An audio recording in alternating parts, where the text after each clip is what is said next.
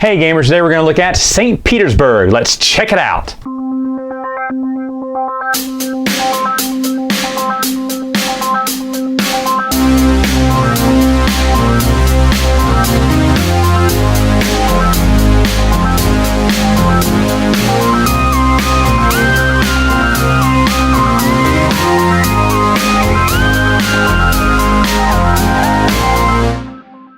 To set up for the game, you're going to take your little player markers and put them here on the score track at 0. There is another marker. This is just to remind you what color you are if you're too stupid to forget. You're also going to have different colored discs over here in each type of market here: the chicken, the flower, the apple, the fish, and the cabbage. Now this is with the expansions in it. You can flip this over and there is no market here. In fact, there is no place for this deck either. So that's just the base game. I'm showing you the more advanced game with all the bells and whistles. Also, any icons that you see, these little building tokens out, I shuffled a stack of these tokens and then put them out around the board next to those places. These are sometimes bonuses. When you get to there, you can kind of score different points, or sometimes they're requirements, things you must have to move forward. You can't move past it. And like I said, you're always shuffling around, so the game's always different wherever you go. And of course, you can see ahead of time what you kind of need or what you want to work for to get the most out of each one of these bonus rewards here. You're also going to have the market tile score track here. Stack the tiles from the lowest to the highest number. This also counts as a round tracker. Once these tiles are done, the game is over. Like I said, you have these 4 tracks here. You're also going to, and this is give out, well, first off, $25 to each player, of course. They're also going to take a couple of objective cards. You're also going to shuffle these cards, deal them out, 1 to each player if there's 5. If there's less than that, like 3 players, you give 2 out to one, 2 out to another, and 1 out to another. And then you flip them over, and whatever icon you see matches the icon on the top of these cards, which means they'll get these wooden tokens and they'll go to these players. So maybe the first player got these 2, the second player got this one, the third player got that one. Now, at the end of every round, once we've gone through all the drafting of these cards, all these are going to switch around to the next players. And this is just to help you, remind you, these icons, of course, match the top of the cards here, and they're just to remind you who's going to pick first for that particular round. Optionally, though, if you want to go ahead and shuffle these, give 1 out to each player, just 1. These are basically little discounts in the game that are permanent discounts, basically 1 for each stack. And then finally, if you want to, these are event cards, 1 for each round. If you want to, you can shuffle them up and have different events happen. Mine are all written in German, but I do have an English translation of these, and they're not too hard to understand.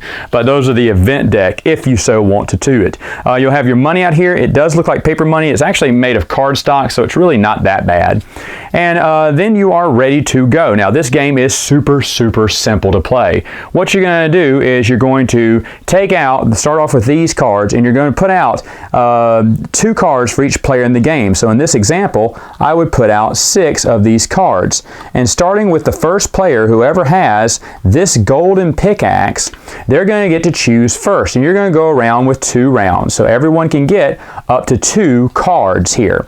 Now, you can pass if you don't want to get a second card, but if you do, all you have to do is pay the cost at the top left corner of the card here, and that's for all of these cards here. So this card would be $3. I have to pay $3. Now, one of the cool things about it is some of these are the same.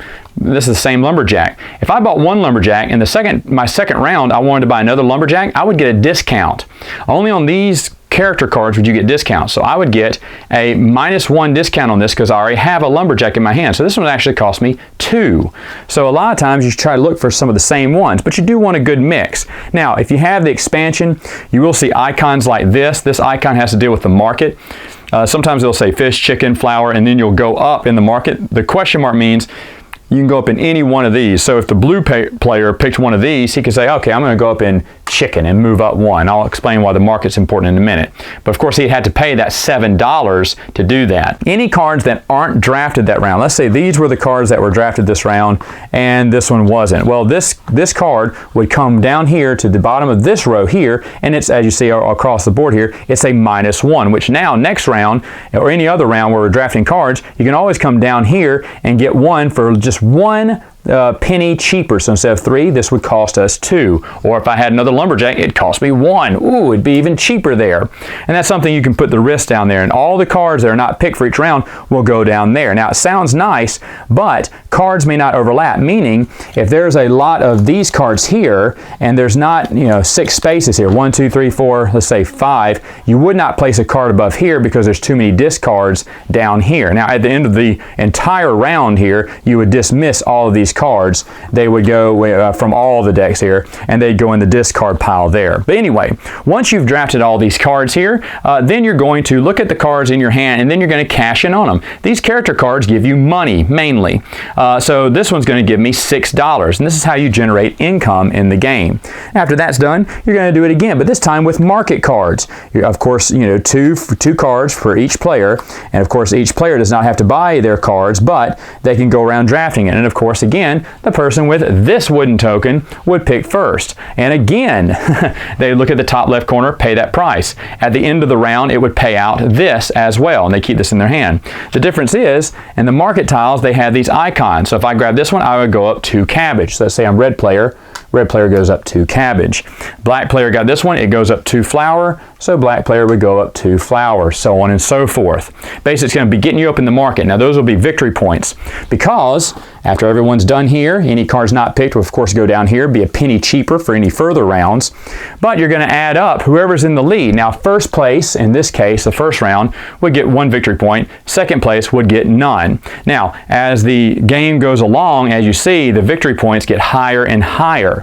So it is important to be up high on these tracks. Now, if anyone gets to 10 and they go up even higher, they get one of these 10 marker tokens. They can just place it on top of their marker to show, hey, I've already passed 10. This is now, let's say black made it all the way up here and got another flower. They come down here and take the little flower 10 token and put it on top of their token to show that they've already been up the board once already. So even though maybe red and blue are here, black is still winning because they've already surpassed it. They're going through the ladder again. Anyway, that's the market there. And the market generally gives you gold coins as well. Next up, then you go to buildings. And again, as you see, 2 per each player. So a 3-player game would be 6.